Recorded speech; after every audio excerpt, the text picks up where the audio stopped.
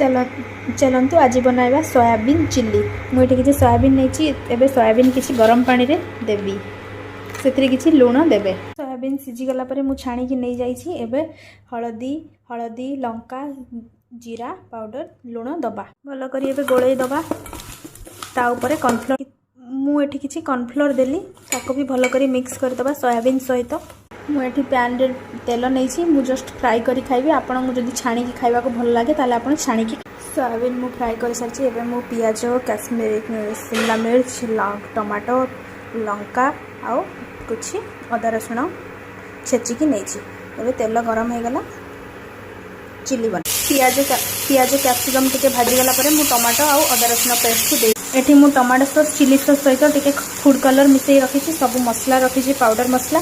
एबे ये सारा ए पाउडर मसला टमाटो सॉस चिली सॉस देबा। देखो एबे मोर सोयाबीन चिल्ली रेडी।